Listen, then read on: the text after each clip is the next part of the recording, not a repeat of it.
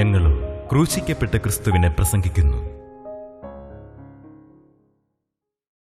തിരുനാമത്തിന് മഹത്വം ഉണ്ടാകട്ടെ. ശമൂവേൽ പ്രവാചകന്റെ രണ്ടാമത്തെ പുസ്തകം 15-ാം അധ്യായം 30-ാം വാക്യം. ദാവീദ് തലമൂടിയും ചെരിപ്പിടാതെയും നടന്ന് കരഞ്ഞും കൊണ്ട് ഒലിവുമലയുടെ കയറ്റം കയറി. കൂടെയുള്ള ജനമൊക്കെയും തലമൂടി കരഞ്ഞും കൊണ്ട് കയറി ചെന്നു. 2 പർവ്വതങ്ങളെക്കുറിച്ച് നാം ചിന്തിച്ചു.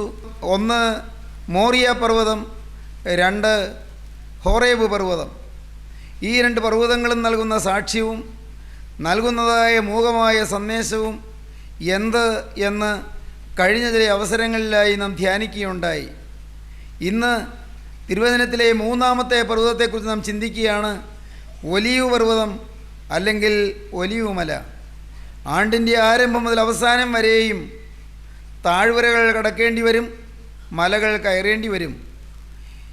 ഒലിവുമലയുടെ അനുഭവം എന്ത് എന്ന് നാം ധ്യാനിക്കാൻ തുടങ്ങുകയാണ്. ദാവീദ് തലമൂടിയും ചെരിപ്പിടാതെയും നടന്ന് കരഞ്ഞും കൊണ്ട് ഒലിവുമലയുടെ കയറ്റം കയറി. കൂടെയുള്ള ജനമൊക്കെയും തലമൂടി കരഞ്ഞും കൊണ്ട് കയറി ചെന്നു. ഒലിവുമല നമുക്ക് തരുന്ന സന്ദേശം ഈ ലോക ജീവിതത്തിൽ പോരാട്ടമുണ്ട് എന്നുള്ളതാണ്. ഈ ലോക ജീവിതത്തിൽ കണ്ണീരുണ്ട് എന്നുള്ളതാണ്. ഈ ലോക ജീവിതത്തിൽ യാതനകളും ദുരിതങ്ങളുമുണ്ട് എന്നതാണ്. ഈ ലോക ജീവിതത്തിൽ എതിർപ്പുകളും ശത്രുത്വങ്ങളും പോരാട്ടങ്ങളും വലിയ കൈപ്പേറിയ അനുഭവങ്ങളും നാം നേരിടേണ്ടി വരും എന്നതാണ് ഒലിവുമല നമുക്ക് തരുന്ന മൂകമായ സന്ദേശം. ശമൂവേൽ പ്രവാചകൻ്റെ 2-ാമത്തെ പുസ്തകത്തിൽ ദാവീദ് രാജാവ് കരഞ്ഞുകൊണ്ട് ഒലിവുമല കയറിയ ചരിത്രമാണ് നാം ഈ ഭാഗത്ത് വായിച്ചത്. ദാവീദ് കരഞ്ഞും കൊണ്ട് ഒലിവുമല കയറുകയാണ്. ദാവീദ് അവിടെ സിംഹാസനസ്ഥനായി വാഴുകയായിരുന്നു. ദാവീദ് രാജകൊട്ടാരത്തിലായിരുന്നു. ദാവീദ് പരാക്രമശാലിയായി വാഴുന്ന കാലമായിരുന്നു. ദാവീദിൻ്റെ ജീവിതത്തിൽ ശാന്തവും സൗഖ്യവുമായ കാലങ്ങൾ ദാവീദ് കൊട്ടാര കെട്ടുകളിൽ കഴിയുന്ന കാലമായിരുന്നു. ദാവീദിന് ധാരാളം സേവകരുണ്ട്, ദാസീദാസന്മാരുണ്ട്, അരമനകളും അന്തഃപുരങ്ങളുമുണ്ട്. ദാവീദ് നല്ല പ്രതാപശാലിയായി വാഴുന്നതായ ആ കാലത്ത് ദാവീദിന് വന്ന ഏറ്റവും വലിയ ഒരു കെടുതി സ്വന്തം കുടുംബത്തിൽ നിന്ന് തന്നെ ദാവീദിന് ശത്രുത്വം ഉണ്ടായി എന്നുള്ളതാണ്. ദാവീദിൻ്റെ മകനായ അബ്ശാലോം കുമാരൻ അപ്പനെതിരായി ഗൂഢാലോചന ചെയ്തു. അപ്പനെതിരായി അവൻ ആളുകളെ സംഘടിപ്പിച്ചു. സ്വന്തം പിതാവായ ദാവീദിനെതിരെ അബ്ശാലോം യുദ്ധത്തിന് വട്ടം കൂട്ടി. ഒരിക്കലും സംഭവിക്കാൻ പാടില്ലാത്തതും ഒരിക്കലും സംഭവിക്കുമെന്ന് പ്രതീക്ഷിക്കാത്തതുമായ വലിയ ഒരു ദുര്യോഗമാണ് ദാവീദിൻ്റെ ജീവിതത്തിൽ സംഭവിച്ചത്. വളരെ പൊടുന്നനവെയാണ് ദാവീദ് വാർത്ത കേട്ടത്. വേഗം ഓടി പുറപ്പെട്ടുകൊള്ളൂ, വേഗം മരണഭീതിയോടെ ഓടി അകന്നുകൊള്ളൂ, അബ്ശാലോം കുമാരൻ ദാവീദിനെ കൊല്ലാൻ സൈന്യവുമായി വരുന്നു എന്ന്. ദാവീദിനെ വധിക്കാൻ അബ്ശാലോം വരുന്നു എന്ന് സൈന്യസന്നാഹത്തോടെ അബ്ശാലോം വരുന്നു. സ്വന്തം മകൻ അപ്പനെ കൊല്ലാനും അപ്പൻ്റെ രാജകീയ സിംഹാസനം കരസ്ഥമാക്കുവാനും അപ്പൻ്റെ രാജകീയ കിരീടം ചൂടുവാനും രാജകീയ ചെങ്കോൽ പിടിക്കുവാനും അധികാരം കൈയാളുവാനും മകൻ വരുന്നു എന്ന വാർത്ത ദാവീദ് ഉൾക്കിടിലത്തോടെ കേട്ടു. 15-ാം അധ്യായം 12-ാം വാക്യം അങ്ങനെയാണ്.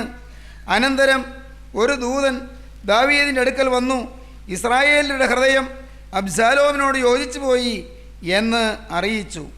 അപ്പോൾ ദാവീദ് യെരൂശലേമിൽ തന്നോടുകൂടെയുള്ള സകല ഭൃത്യന്മാരോടും, നാം എഴുന്നേറ്റ് ഓടിപ്പോക, അല്ലെങ്കിൽ നമ്മിൽ ആരും അബ്ശാലോമിൻ്റെ കയ്യിൽ നിന്ന് തെറ്റിപ്പോകയില്ല. അവൻ പെട്ടെന്ന് വന്ന് നമ്മെ പിടിച്ച് നമുക്ക് അനർത്ഥം വരുത്തുകയും പട്ടണത്തെ വാളിൻ്റെ വായ്ത്തലയാൽ നശിപ്പിക്കുകയും ചെയ്യാതിരിക്കേണ്ടതിന് ക്ഷണത്തിൽ പുറപ്പെടുവീൻ എന്ന് പറഞ്ഞു. ദാവീദിന് മനസ്സിലായി കാര്യങ്ങൾ വളരെ ഗൗരവതരമായി നീങ്ങിയിരിക്കുന്നുവെന്ന്. ഓടി രക്ഷപ്പെടുകയേ മാർഗമുള്ളൂ എന്ന് രാജാവിന് മനസ്സിലായി. അല്ലെങ്കിൽ മകൻ്റെ സൈന്യവും മകനും വന്ന് വാളിന് ഊണാക്കും എന്ന് ദാവീദിന് മനസ്സിലായി. ദാവീദ് തിടുക്കത്തിൽ പുറപ്പെടുകയാണ്. നാം വായിക്കുന്നു 15-ാം അധ്യായം 2 ശമൂവേൽ 15-ാം അധ്യായം 30-ാം വാക്യം. ദാവീദ് തല മൂടിയും ചെരിപ്പിടാതെയും നടന്ന് കരഞ്ഞും കൊണ്ട് ഒലിവുമലയുടെ കയറ്റം കയറി കൂടെയുള്ള ജനമൊക്കെയും തലമൂടി കരഞ്ഞും കൊണ്ട് കയറി ചെന്നു. ഏതാനും പേര് കൂടെ പോരാനുണ്ട്. ഏതാനും പേര് പാവപ്പെട്ട കുറേ സേവകർ അവർ ദാവീദിനെ സഹായിക്കാൻ, ദാവീദിനെ ശുശ്രൂഷിക്കാൻ കൂടെയുണ്ട്. വലിയൊരു സൈന്യം അബ്ശാലോമിൻ്റെ കൂടെ ആയിപ്പോയി. ദാവീദിൻ്റെ കൂടെ ഉണ്ടായിരുന്ന സൈന്യമാണ്. അവർ അബ്ശാലോം കുമാരൻ്റെ കൂടെ ആയിപ്പോയി.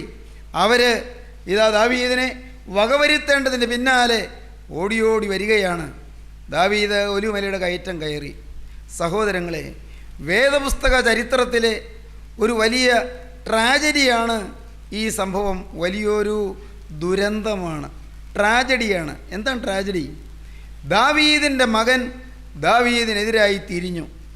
വേദപുസ്തകത്തിൽ ദൈവത്തിൻ്റെ അഭിഷിക്തൻ്റെ മകൻ, ദൈവത്തിൻ്റെ വിലയേറിയ അഭിഷിക്തൻ്റെ മകൻ, ദൈവത്തിൻ്റെ വ്രതസ്ഥൻ്റെ മകൻ, ദൈവത്തിൻ്റെ ദീർഘദർശിയായ ദാവീദിൻ്റെ മകൻ, ഇസ്രായേലിൻ്റെ മധുര ഗായകനായ ദാവീദിൻ്റെ മകൻ, രാജാക്കന്മാരിൽ ശ്രേഷ്ഠനായി ദൈവം അഭിഷേകം ചെയ്ത് ഉന്നത തലത്തിൽ എത്തിച്ച ദാവീദ് രാജാവിൻ്റെ മകൻ രാജാവിനും പോരാ ദൈവത്തിനും എതിരായി തിരിഞ്ഞു. സ്വന്തം ഭവനത്തിൽ തന്നെ ദാവീദിന് അനർത്ഥം വരികയാണ്. വേദപുസ്തകത്തിൽ പുതിയ നിയമത്തിൽ നാം ലൂക്കോസിൻ്റെ സുവിശേഷം 15-ാം അധ്യായം വായിക്കുമ്പോൾ അവിടെ ധൂർത്തപുത്രൻ്റെ ഉപമ നാം കാണുന്നുണ്ട്, മുടിയംപുത്രൻ്റെ ഉപമ. എന്നാൽ പഴയ നിയമത്തിലെ മുടിയംപുത്രനാണ് അബ്ശാലോം കുമാരൻ. പുതിയ നിയമത്തിലൊരു മുടിയംപുത്രനുണ്ട്. പുതിയ നിയമത്തിൽ പോരാ 2 മുടിയംപുത്രന്മാരുണ്ട്. ഒന്ന് വീട്ടിൽ പാർക്കുന്ന മുടിയംപുത്രൻ, 2 വീട്ടിൽ നിന്ന് അപ്പനെ വിട്ട് പുറപ്പെട്ടു പോയ മുടിയംപുത്രൻ. അപ്പനെ വിട്ട് പുറപ്പെട്ടു പോയ ധൂർത്തപുത്രൻ അല്ലെങ്കിൽ മുടിയംപുത്രൻ അവൻ അപ്പൻ്റെ അടുക്കലേക്ക് വന്നു. പക്ഷേ വീട്ടിൽ പാർക്കുന്ന മുടിയംപുത്രൻ, ചേട്ടൻ, ആ അപ്പൻ്റെ മക്കളിൽ മൂത്ത മുടിയംപുത്രൻ, അവൻ ഗേറ്റിന് പുറത്ത് നിൽക്കുന്നതായി പറഞ്ഞാണ് ആ ഉപമ കർത്താവ് അവസാനിപ്പിക്കുന്നത്. പുതിയ നിയമത്തിലെ ആ 2 മുടിയംപുത്രന്മാർ അവർ നമുക്ക് നല്ല ചില സന്ദേശങ്ങൾ മൂകമായി നൽകുന്നുണ്ട്. ഇവിടെ ഇതാ പഴയ നിയമത്തിലെ മുടിയംപുത്രനായി നാം അബ്ശാലോമിനെ കാണുകയാണ്. അബ്ശാലോം ദാവീദിനെതിരായി തിരിഞ്ഞു. ഒന്നും യാദൃശ്ചികമല്ല, ഒന്നും അവിചാരിതമല്ല, ഒന്നും പെട്ടെന്ന് പൊടുന്നനെ സംഭവിക്കുന്നതല്ല. എന്താണത്? ദൈവം ദാവീദിനോട് മുമ്പൊരിക്കൽ പറഞ്ഞിരുന്നു. എന്താണ് പറഞ്ഞത്? സ്വർഗത്തിലെ ദൈവം എല്ലാം മുൻകൂട്ടി കണ്ട് മുന്നറിയിച്ചിരുന്നു. ശമൂവേൽ പ്രവാചകൻ്റെ പുസ്തകം 2-ാമത്തെ പുസ്തകം 12-ാം അധ്യായം 12-ാം അധ്യായത്തിൻ്റെ 10-ാം വാക്യം മുതൽ വായിക്കുമ്പോൾ കാണാം, നീ എന്നെ നിരസിച്ച് ഹിത്യനായ ഊരിയാവിൻ്റെ ഭാര്യയെ നിനക്ക് ഭാര്യയായിട്ട് എടുത്തത് കൊണ്ട് വാൾ നിൻ്റെ ഗ്രഹത്തെ ഒരിക്കലും വിട്ട് മാറുകയില്ല. യഹോവ പ്രകാരം അരുളി ചെയ്യുന്നു, നിൻ്റെ സ്വന്തം ഗ്രഹത്തിൽ നിന്ന് ഞാൻ നിനക്ക് അനർത്ഥം വരുത്തും. നിൻ്റെ സ്വന്തം ഗ്രഹത്തിൽ നിന്ന് ഞാൻ നിനക്ക് അനർത്ഥം വരുത്തുമെന്ന് 12-ാം അധ്യായത്തിൽ സ്വർഗത്തിലെ ദൈവം ദാവീദിനോട് കർശനമായി കൽപ്പിച്ചു. കാരണം ദാവീദിൻ്റെ പാപം ഗുരുതരമായിരുന്നു. ദാവീദിൻ്റെ പാപം അത്യന്തം ഭയാനകമായിരുന്നു. പാപം വന്നു എന്നുള്ളതല്ല, അതിനേക്കാൾ ഭയാനകമായത് ദാവീദിന് കുറ്റബോധം കിട്ടിയില്ല എന്നുള്ളതാണ്. പാപം ചെയ്തു എന്നുള്ള അതിൻ്റെ ഗൗരവം അറിയാതെ പോയി എന്നുള്ളതാണ്. ദാവീദ് പാപം ചെയ്തു, പക്ഷേ ദാവീദിൻ്റെ പാപത്തിന് ദാവീദ് ചില ന്യായീകരണങ്ങൾ കണ്ടെത്തിക്കൊണ്ടിരിക്കുകയായിരുന്നു. എൻ്റെ കൈകൊണ്ട് ഞാൻ ആരെയും കൊന്നില്ലല്ലോ, ഭർത്താവ് മരിച്ചൊരു സ്ത്രീയെ ഭാര്യയായിട്ട് എടുത്തു എന്നല്ലേ ഉള്ളൂ. ദാവീദിന് വേണമെങ്കിൽ മനുഷ്യൻ്റെ കണ്ണിൽ പൊടിയിടാനുള്ള ന്യായീകരണങ്ങളൊക്കെ കൈവശമുണ്ട്. പ്രിയപ്പെട്ടവരെ, അല്ലേ അങ്ങനെയല്ലേ മനുഷ്യരിന്ന് ചിന്തിക്കുന്നത്? മനുഷ്യരെ ബോധിപ്പിക്കാം, മനുഷ്യരെ ഒന്ന് തൃപ്തിപ്പെടുത്താം, പ്രിയപ്പെട്ട ഭാര്യയെ തൃപ്തിപ്പെടുത്താം, പക്ഷേ ഭർത്താവിനെ ഒന്ന് ബോധിപ്പിക്കാം, മക്കളെ ബോധ്യപ്പെടുത്താം, മാതാപിതാക്കളെ ബോധ്യപ്പെടുത്താം. പക്ഷേ സ്വർഗത്തിലെ ദൈവത്തെ അത് ആ രീതിയിൽ കബളിപ്പിക്കാൻ സാധിക്കുമോ? ദൈവത്തെ ആ രീതിയിൽ ന്യായീകരണം പറഞ്ഞ് കബളിപ്പിക്കാൻ നോക്കിയാൽ നടക്കുമോ? ദാവീദ് ഊരിയാവിനെ കൊന്നു. ഊരിയാവിൻ്റെ ഭാര്യയായ ബത്ശേബയെ ദാവീദ് വഷളാക്കി. അതെല്ലാം ഒരു പാപമായിട്ട് പോലും കാണാത്ത വിധത്തിൽ ഹൃദയം തഴമ്പിച്ചു പോയി എന്നുള്ളതാണ് ദാവീദിൻ്റെ ജീവിതത്തിലെ ഏറ്റവും വലിയ അപകടം. ദാവീദിനെ പറ്റിയ അപകടം അതായിപ്പോയി. പാപം വന്നു, വരരുതായിരുന്നു. പാപം വന്നു, അത് ഭയാനകമായിപ്പോയി. പക്ഷേ അതിനേക്കാൾ ഭയാനകമായ കാര്യം വന്ന പാപത്തെ ഓർത്തുള്ള ഒരു ബോധമില്ലാതെ പോയി എന്നുള്ളതാണ്. മനം തഴമ്പിച്ചു പോയി, ഹൃദയം മരവിച്ചു പോയി. പാപം, അതിഭയാനകമായ പാപം വന്നിട്ടും പാപം വന്നു എന്നുള്ള ബോധം പോലുമില്ലാതെ 11 മാസത്തിലേറെ ദാവീദ് ജീവിച്ചു പോയി. സഹോദരങ്ങളെ, ഞാൻ പറയട്ടെ, ദാവീദിൻ്റെ ജീവിതത്തിൽ വന്ന ആ കൊടിയ ഭയാനകമായ കാര്യം, ദാവീദിനെ വേട്ടയാടി, ദാവീദിനെ പിന്തുടർന്നു. ദൈവം ദാവീദിനോട് കൽപ്പിച്ചു, നിന്റെ സ്വന്തം ഗ്രഹത്തിൽ നിന്ന് തന്നെ ഞാൻ നിനക്ക് അനർത്ഥം വരുത്തും. ദാവീദിൻ്റെ പാപം ദൈവം ക്ഷമിച്ചു കൊടുത്തു. പക്ഷേ പാപത്തിൻ്റെ ദൂഷിത ഫലങ്ങൾ ദാവീദിനെ പിന്തുടരുകയാണ്. അതൊരു ആത്മീയ ജീവിതത്തിലെ മർമ്മമാണ്. പാപം ദൈവം ക്ഷമിച്ചു കൊടുത്തു, അനുതപിച്ചപ്പോൾ പാപം ക്ഷമിച്ചു കൊടുത്തു. കണ്ണീരോടെ അനുതാപത്തോടെ കരഞ്ഞപ്പോൾ ദൈവം പാപം ക്ഷമിച്ചു കൊടുത്തു. ആ പാപത്തിൻ്റെ മാരകമായ കറകൾ ജീവിതത്തിൽ നിന്ന് മായ്ച്ചു കളഞ്ഞു. പക്ഷേ പാപത്തിൻ്റെ ദുഷ്ഫലങ്ങൾ ദാവീദിനെ പിന്തുടരുന്നുണ്ട്. നിത്യതയിലേക്കുള്ള പാപത്തിൻ്റെ ഭയാനകമായ ശിക്ഷ ദൈവം ഒഴിവാക്കി. പക്ഷേ ഈ ഭൂമിയിൽ ചിലതെല്ലാം അനുഭവിച്ചേ പറ്റൂ. ഈ ഭൂമിയിൽ ദാവീദ് ചില അനർത്ഥങ്ങളെ നേരിട്ടേ പറ്റൂ. സഹോദരങ്ങളെ, സ്വന്തം മകനെതിരായി തീർന്നു. ദാവീദ് കരഞ്ഞുകൊണ്ട് ഒലിവുമല കയറുകയാണ്. ഒലിവുമലയുടെ ആ പ്രാന്തപ്രദേശങ്ങൾ ഇന്നും ഒരു സന്ദേശം നമുക്ക് തന്നുകൊണ്ടിരിക്കുന്നു. പാപത്തിന് ശിക്ഷയുണ്ട്. ദൈവത്തെ മറയ്ക്കാൻ സാധ്യമല്ല, ദൈവത്തെ ഒളിക്കാൻ സാധ്യമല്ല, ന്യായീകരണം പറഞ്ഞിട്ട് ചെല്ലാൻ സാധ്യമല്ല, ന്യായം പറഞ്ഞുകൊണ്ട് ചെല്ലാൻ സാധ്യമല്ല. ഒരു ന്യായവും അവിടെ ചിലവാകുകയില്ല. നിത്യനായ ദൈവത്തിൻ്റെ മുമ്പിൽ ഒരു ന്യായവും എടുക്കുകയില്ല. ഒരു ജസ്റ്റിഫിക്കേഷനും ഇല്ല. ഒരു കാര്യത്തിലും ജസ്റ്റിഫൈ ചെയ്യാനില്ല. ഒരു കാര്യത്തിലും നീതീകരണം പറയാനില്ല. ഒരു കാര്യത്തിലും ന്യായം പറയാനില്ല. തെറ്റുപറ്റി എന്ന് പറഞ്ഞുകൊണ്ട് ചെല്ലാനേ വകയുള്ളൂ. പ്രിയപ്പെട്ടവരെ, മാത്രമല്ല പാപത്തിൻ്റെ കഠോര ശിക്ഷകൾ മനുഷ്യനെ പിന്തുടരുന്നു. അവനതിൽ നിന്ന് ഒഴിവാകാൻ സാധിക്കുന്നില്ല. പ്രിയപ്പെട്ടവരെ, ഇന്ന് എൻ്റെ സഹോദരങ്ങളെ, നിങ്ങൾ ഈ വാക്കുകളെ കേൾക്കുമ്പോൾ നിങ്ങളുടെ ഹൃദയം നിങ്ങൾ ക്രിസ്തുവിൻ്റെ കുരിശിൻ ചുവട്ടിലേക്കൊന്ന് ഉയർത്തുമോ? കർത്താവിൻ്റെ കരുണയ്ക്കായി നിങ്ങളൊന്ന് കരയുമോ? കർത്താവേ, എൻ്റെ ജീവിതത്തിൽ അരുതാത്തത് പലതും സംഭവിച്ചു. അതിൻ്റെ ദൂഷ്യഫലങ്ങൾ എന്നെയോ എൻ്റെ കുഞ്ഞുങ്ങളെയോ എൻ്റെ തലമുറയെയോ പിന്തുടരാൻ ഇടവരല്ല കർത്താവേ. എൻ്റെ ജീവിതത്തിൽ പണാപകരണങ്ങൾ നടന്നിട്ടുണ്ട് കർത്താവേ. അന്യായങ്ങൾ ചെയ്തിട്ടുണ്ട്, അവിഹിതമായി സമ്പാദിച്ചിട്ടുണ്ട് കർത്താവേ. അഴിമതിക്ക് കൂട്ടു നിന്നിട്ടുണ്ട്, കള്ളക്കേസ് കൊടുത്തിട്ടുണ്ട്, കള്ള സാക്ഷ്യം പറഞ്ഞിട്ടുണ്ട്, കൊള്ളരുതായ്മയ്ക്ക് കൂട്ടു നിന്നിട്ടുണ്ട്. എൻ്റെ കർത്താവേ, തെറ്റുകളേറെ വന്നുപോയി, പാതകങ്ങൾ പലതും സംഭവിച്ചു പോയി. എൻ്റെ നാവ് കൊണ്ട് ഞാൻ നുണ പറഞ്ഞുപോയി കർത്താവേ. ചിലരെ ഞാൻ ദുഷിച്ചു പോയി കർത്താവേ. എൻ്റെ ദൈവമേ, ഞാൻ ചിലർക്കെതിരായി ഞാൻ സംസാരിച്ചു പോയി കർത്താവേ. നീ എനിക്ക് തന്ന നാവ് നിന്നെ സ്തുതിക്കാനും നിന്നെ സാക്ഷിക്കാനും ഉള്ളതാണ്. നിന്നെ സ്തുതിക്കുക, നിന്നെ സാക്ഷിക്കുക എന്ന ഒരേ ഒരു ലാക്കോടെ നീ എനിക്ക് തന്ന ഈ നാവ് കർത്താവേ, ഞാൻ നുണ പറയാനും മറ്റുള്ളവർ ദുഷിക്കാനും അപവാദം പറഞ്ഞ് പരത്താനും എൻ്റെ കർത്താവേ, ഞാൻ ദൈവത്തെങ്കിലേക്ക് ചിലർ അടുത്തു ചെല്ലുന്നവരെ തടുക്കാനും ഞാൻ ഉപയോഗിച്ചു പോയി കർത്താവേ. എനിക്ക് നീ മാപ്പ് തരുമോ? എന്നെ എൻ്റെ പാപം പിന്തുടരല്ലേ കർത്താവേ. എൻ്റെ ജീവിതത്തിൽ പാപത്തിൻ്റെ ഭയാനകമായ കെടുതികൾ എൻ്റെ പിറകെ വരല്ലേ. ദൈവത്തിന് സ്തോത്രം. പിശാചിനെ നീ തടുക്കണമേ, വൈരിയെ നീ തടുക്കണമേ, ദുരാത്മാക്കളെ നീ തടുക്കണമേ, പൈശാചിക സേനയെ നീ തടുക്കണമേ കർത്താവേ. എൻ്റെ പാപം നീ ക്ഷമിച്ച് സാത്താൻ്റെ ഉരുക്കുമുഷ്ടിയിൽ നിന്ന് എന്നെ നീ വിടുവിക്കണമേ. അവൻ എന്നെ വേട്ടയാടി വരുന്നല്ലോ നാഥ. പൈശാചികൻ എന്നെ വല വീശിയിരിക്കുന്നല്ലോ, അവൻ എന്നെ വലയിൽ കുടുക്കിയിരിക്കുന്നല്ലോ, അവൻ എന്നെ കെണിയിൽപ്പെടുത്തിയിരിക്കുന്നുവല്ലോ. അവൻ നാഥ എന്നെ കുടുക്കിലാക്കിയല്ലോ, അവൻ്റെ കുരുക്കിൽ ഞാൻ പെട്ടുപോയല്ലോ കർത്താവേ. എനിക്ക് നഷ്ടങ്ങൾ വരാതെ, കഷ്ടങ്ങൾ വരാതെ, നാശങ്ങൾ വരാതെ, അപകടങ്ങൾ വരാതെ, ശാപങ്ങൾ വരാതെ, നാഥ എൻ്റെ ജീവിത ചെയ്തികൾക്ക് തിരിച്ചടികൾ വരാതെ നാഥ നീ എനിക്ക് തടയിടണമേ. നിൻ്റെ തിരുരക്തം എനിക്ക് മറയായിരിക്കണമേ കർത്താവേ. നിൻ്റെ ജയമുള്ള സ്ലീവ എനിക്ക് ഒളിവിടമായിരിക്കണമേ. നിൻ്റെ തിരുവിലാവ് എനിക്ക് അഭയസ്ഥാനമായിരിക്കണമേ നാഥ. നിൻ്റെ തിരുരക്തം എനിക്ക് ചുറ്റും വലയമായി നിൽക്കണമേ. എൻ്റെ പാപം എൻ്റെ പിറകെ വരല്ലേ കർത്താവേ. അതെൻ്റെ മക്കളെ ദ്രോഹിക്കല്ലേ, എൻ്റെ കുഞ്ഞുങ്ങൾക്ക് അപകടം വരല്ലേ എൻ്റെ തലമുറയ്ക്ക് ദോഷം സംഭവിക്കല്ലേ, എൻ്റെ ഭാവികാല തലമുറയ്ക്ക് കെടുതി വരാൻ എൻ്റെ പാപം കാരണമാകല്ല കർത്താവേ. ഞാൻ ഒരാൾ ചെയ്തു പോയ പാപം കൊണ്ട് എൻ്റെ തലമുറകൾ നശിക്കാൻ ഇടയാകല്ലേ, തലമുറകൾ മുടിയാൻ ഇടവരല്ലേ. ഞാൻ എൻ്റെ ജീവിതത്തിൽ വന്നുപോയ പാപത്തിൻ്റെ ഭീകരമായ ആ പ്രതിപ്രവർത്തനങ്ങൾ, റിയാക്ഷൻസ് എൻ്റെ മക്കളുടെ മേൽ വന്ന് നിവേദിക്കാൻ ഇടവരല്ല കർത്താവേ.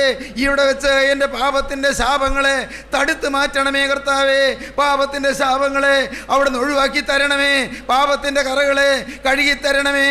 എൻ്റെ ജീവിതത്തിൽ വന്നുപോയ തിന്മകൾ, പുറത്തു പറയാൻ ലജ്ജിക്കുന്നതായ പാപങ്ങൾ, ലജ്ജാവഹമായ കാര്യങ്ങൾ, നാഥാ എൻ്റെ ജീവിതത്തിലെ പണാപകരണ കാര്യങ്ങൾ, കള്ളക്കണക്ക് എഴുതിയത്, കള്ളക്കേസ് കൊടുത്തത്, എൻ്റെ ദൈവമേ കള്ളത്തരത്തിന് കൂട്ടുനിന്നത്, കർത്താവെ അഴിമതിക്ക് കൂട്ടുനിന്നത്, കർത്താവെ കള്ളക്കച്ചവടം ചെയ്തത്, പാർട്ട്ണറെ ചതിച്ചത്, ദൈവമേ അനേകം തെറ്റുകൾ എൻ്റെ ജീവിതത്തിൽ സംഭവിച്ചു പോയി.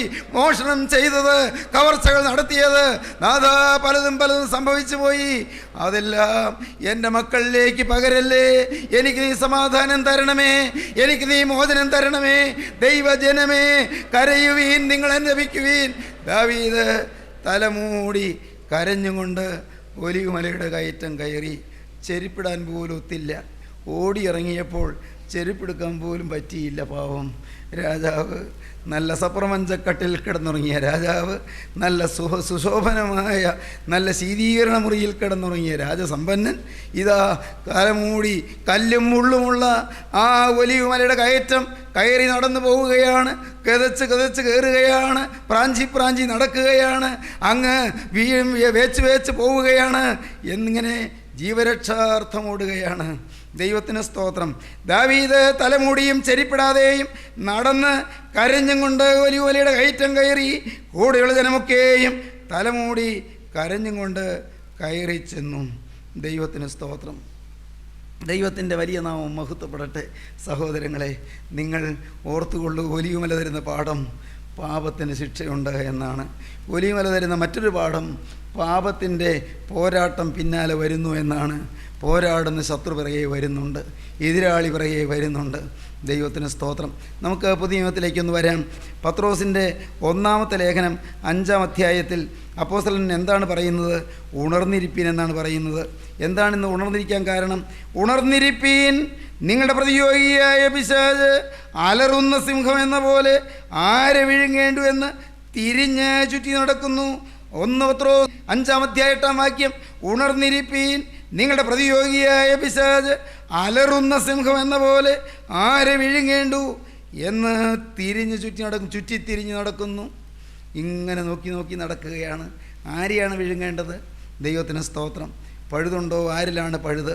സ്നേഹിതരെ, പഴുത് കൊടുക്കരുത് കേട്ടോ. പിശാചിനിടം കൊടുക്കരുത്. ഇടം കൊടുത്തു പോയോ, ആ ഇടം ഇപ്പോഴേ നിങ്ങൾ അടച്ചുകൊള്ളണം. എവിടെ അപഹരണം നടന്നോ, എവിടെ കള്ളത്തരം നടന്നോ, എവിടെ അത്യാഗ്രഹം ഉണ്ടായോ, എവിടെ കൊള്ളലാഭമുണ്ടായോ, പ്രിയപ്പെട്ടവരെ, അവിടെയെല്ലാം പിശാചുക്കൾ നുഴഞ്ഞു കയറും. അതെല്ലാം പിശാചിന് കിട്ടിയ പഴുതുകളാണ്. മകനെ, നിൻ്റെ ജീവിതത്തിൽ പിശാചിന് എവിടെയാണ് ഇടം കൊടുത്തത്? മകളെ, നിൻ്റെ ജീവിതത്തിൽ സാത്താനിന് എവിടെയാണ് പഴുതു കൊടുത്തത്? സൂക്ഷിച്ചുകൊള്ളൂ. ആ പഴുതടയ്ക്കുവാൻ രക്ഷകനോട് നീ പ്രാർത്ഥിച്ചുകൊള്ളൂ, ഉടയവനോട് നീ കരഞ്ഞുകൊള്ളൂ. കർത്താവേ, ഞാൻ ശത്രുവിന് ഇടം കൊടുത്തുപോയി, ഇന്ന കാര്യത്തിൽ ഞാൻ പിശാചിന് അവകാശം കൊടുത്തുപോയി. വൈരിയായി പിശാച് അലറുന്ന സിംഹം എന്ന പോലെ എന്നെ വിഴുങ്ങുവാൻ ചുറ്റിത്തിരിഞ്ഞു വരുമ്പോൾ അവൻ എന്നെ കിട്ടാതിരിക്കാൻ നാഥാ, നിന്റെ തിരുരക്തത്തിൻ്റെ വളപ്പിനുള്ളിൽ എന്നെ സംരക്ഷിക്കണമേ. നിന്റെ സങ്കേത നഗരത്തിനുള്ളിൽ എന്നെ പരിപാലിക്കണമേ. നിന്റെ തിരുവിലാവിൽ നീ എന്നെ ഒളിപ്പിക്കണമേ. ദൈവജനമേ, സദ്വർത്തമാനം നിങ്ങൾ അറിയിക്കട്ടെ. ഏതേതെല്ലാം അവസരങ്ങളും അവകാശങ്ങളും പിശാചിന് കൊടുത്തെങ്കിലും, ഏതെല്ലാം പഴുതുകൾ പിശാചിനുണ്ടെങ്കിലും, ഒരു കാര്യം നിങ്ങൾ ഇന്നു മുതൽ, കർത്താവേ, ഞാൻ നിൻ്റെ പ്രിയ പൈതലായി, നിൻ്റെ വിശുദ്ധ പൈതലായി, ഞാൻ നിൻ്റെ പ്രിയപ്പെട്ട അടിമയായി വിശ്വസ്തയോടെ വിശുദ്ധിയോടെ ഒരു പുതിയ ജീവിതം ഞാൻ നയിക്കുമെന്ന് നിങ്ങൾ തീരുമാനിച്ച് വന്നുപോയ പാപത്തിൻ്റെ മോചനത്തിന് വേണ്ടി നിങ്ങൾ അഭയയാചന ചെയ്യുമെങ്കിൽ, കർത്താവായ യേശു ക്രിസ്തുവിൻ്റെ തിരുരക്തം വന്ന് നിങ്ങൾക്ക് ചുറ്റും വലയം സൃഷ്ടിക്കും, നിങ്ങൾക്ക് ചുറ്റും കോട്ട കെട്ടും. ദൈവത്തിന് സ്തോത്രം. നിങ്ങൾക്ക് ചുറ്റും അവൻ ദുർഗവും ശരണവും കോട്ടയും രക്ഷയുമായി നിൽക്കും. അവൻ രക്ഷയിൻ പാറ എന്ന് പാടുവാൻ നിങ്ങൾക്ക് കഴിയും. യേശുവിൻ്റെ തിരുരക്തം മറച്ചു തരും. ലംഘനം ക്ഷമിച്ചും പാപം മറച്ചും കിട്ടിയവൻ ഭാഗ്യവാൻ, പാവം മറച്ചു തരും. എൻ്റെ സ്നേഹിതരെ, ഞാൻ വിനയപൂർവ്വം നിങ്ങളോടൊന്ന് പറയട്ടെ, ഒരു മനുഷ്യൻ ലഭിക്കാവുന്ന ഏറ്റവും വലിയ ഭാഗ്യം ജീവിതം മുഴുവൻ കഴുകി കിട്ടുക എന്നുള്ളതാണ്. അകവും പുറവും കഴുകി കിട്ടുക എന്നുള്ളതാണ്. ഞാൻ നിങ്ങളോട് ഒരിക്കൽ പറഞ്ഞില്ലേ, ഈ കോൺഷ്യസ് മൈൻഡ് മാത്രമല്ല, സബ് കോൺഷ്യസ് മൈൻഡും കഴുകപ്പെടണം, അൺകോൺഷ്യസ് മൈൻഡും കഴുകപ്പെടണം. മനസ്സിന് 3 തലങ്ങളുണ്ടെന്നൊക്കെയാണ് സൈക്കോളജിസ്റ്റ് പറയുന്നത്. 3 തലങ്ങളുണ്ട്. കോൺഷ്യസ് മൈൻഡ്, ബോധതലം, ബോധമനസ്സ്; സബ് കോൺഷ്യസ് മൈൻഡ്, ഉപബോധ മനസ്സ്; അൺകോൺഷ്യസ് മൈൻഡ്, അബോധ മനസ്സ്. പ്രിയപ്പെട്ടവരെ, ചിലതെല്ലാം നമ്മുടെ ജീവിതത്തിൽ വന്നത് അങ്ങ് മാറി താണ് സബ് കോൺഷ്യസ് മൈൻഡിലേക്ക്, ഉപബോധ മനസ്സിലേക്ക് താണി ചെല്ലും. മറന്നുപോയി, ബോധമനസ്സിലില്ല, പക്ഷേ അത് ഉപബോധ മനസ്സിൽ കിടപ്പുണ്ട്. അതാണ് ചിലപ്പോൾ സ്വപ്നങ്ങളായി പുറത്തു വരുന്നത്. ആന കുത്താൻ വരുന്നത്, പാമ്പ് കടിക്കാൻ വരുന്നത്, അല്ലെങ്കിൽ ഏതെങ്കിലും വലിയ ഭയങ്കരങ്ങളായ അപകടങ്ങൾ വരുന്നതായി കാണുന്നത്, സ്വപ്നങ്ങളായി വരുന്നത്. അതെല്ലാം വാസ്തവത്തിൽ നമ്മുടെ ഉപബോധ മനസ്സിൽ അടിഞ്ഞുകൂടിയ നമ്മുടെ തന്നെ ജീവിതത്തിൻ്റെ സ്വഭാവങ്ങളും ചെയ്തികളുമാണ് അവിടെ ചെന്ന് അടിഞ്ഞുകൂടിയത്. ഫ്രോയിഡ് എന്ന് പറയുന്ന ഒരു വലിയ മഹാശാസ്ത്രജ്ഞനുണ്ടായിരുന്നു, വലിയ മനഃശാസ്ത്രജ്ഞൻ. അദ്ദേഹം ഈ സ്വപ്നങ്ങളെക്കുറിച്ച് പഠനം നടത്തിയിട്ട് അദ്ദേഹം പറഞ്ഞത്, ഉപബോധ മനസ്സിൽ അടിഞ്ഞുകൂടിയ സെക്ഷുവൽ ഇൻസ്റ്റിങ്സ് ആണ് അധികവും സ്വപ്നങ്ങളായി വരുന്നത്. എല്ലാം സെക്ഷുവൽ അല്ല, എങ്കിലും അധികവും സെക്ഷുവൽ ഇൻസ്റ്റിങ്സ് എന്ന് പറഞ്ഞാൽ ലൈംഗിക വാസനകൾ, മനുഷ്യൻ്റെ അടിച്ചമർത്തപ്പെട്ട ലൈംഗിക ആസക്തികളാണ് സ്വപ്നമായി വരുന്നത്, പാമ്പായിട്ടും ആനയായിട്ടും എല്ലാം വരുന്നത്. പ്രിയപ്പെട്ടവരെ, പുറമേ ഒന്നുമില്ല സബ് കോൺഷ്യസിൽ. ദൈവത്തിന് സ്തോത്രം. ചിലതോ അൺകോൺഷ്യസ് മൈൻഡിലേക്ക് ഇതാണ് കിടക്കും, ബോധമനസ്സിലേ ഇല്ല, മറന്നങ്ങ് പോയി. എന്നാൽ ദൈവത്തിന് സ്തോത്രം, നിങ്ങളോട് ഞാൻ പറയട്ടെ, ഈ ജീവിതം ക്രിസ്തുവിന് സമർപ്പിച്ച് ഇന്നു മുതൽ ഞാനൊരു വിശുദ്ധനാകും എന്നുള്ള തീരുമാനത്തോടെ ക്രിസ്തുവിൻ്റെ തിരുരക്തത്തിലേക്ക് നിങ്ങളെ തന്നെ ഏൽപ്പിച്ചാൽ, ക്രൂശൻ ചുവട്ടിൽ നിങ്ങളെ തന്നെ സമർപ്പണം ചെയ്ത് മരണത്തോളം ഇനി ഞാനൊരു വിശുദ്ധനായി ജീവിക്കുമെന്ന് ദൈവത്തോട് വാക്ക് പറഞ്ഞാൽ, പ്രിയപ്പെട്ടവരെ കേൾക്കണമോ, നിങ്ങളുടെ കോൺഷ്യസ് മൈൻഡ് കർത്താവ് കഴുകിത്തരും, രക്തം കൊണ്ട് പൊതിഞ്ഞു തരും. നിങ്ങളുടെ സബ് കോൺഷ്യസ് മൈൻഡ് കർത്താവ് കഴുകിത്തരും, തിരുരക്തം കൊണ്ട് പൊതിഞ്ഞു തരും. നിങ്ങളുടെ അൺകോൺഷ്യസ് മൈൻഡും കർത്താവ് കഴുകിത്തരും, തിരുരക്തം കൊണ്ട് പൊതിഞ്ഞു തരും. അപ്പോഴാണ് ദൈവത്തിന് സ്തോത്രം ഒരു ദുസ്വപ്നവും അലട്ടാതെ വരുന്നത്. ഒരു ദുസ്വപ്നവും വരുന്നില്ല, ഒരു പേടിയുമില്ല. ഉറങ്ങാൻ കിടന്നാലൊരു പേടിയുമില്ല, ഉറങ്ങാൻ പേടിയില്ല, സ്വപ്നം കാണുമോ എന്ന് പേടിയില്ല. എന്താണ്? ഹൃദയം ശുദ്ധമായി.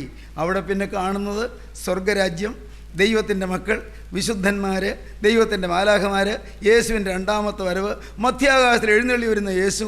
ഇതൊക്കെയാണ് പിന്നെ സ്വപ്നമായി വരുന്നത്. ദൈവത്തിൻ്റെ വലിയ നാമം മഹത്വപ്പെടട്ടെ. സ്നേഹിതരെ, ഞാൻ നിങ്ങളോട് വളരെ വിനയപൂർവ്വം അറിയിക്കട്ടെ, നിങ്ങൾക്കൊരു പൂർണ്ണമായ കഴുകൽ കിട്ടട്ടെ.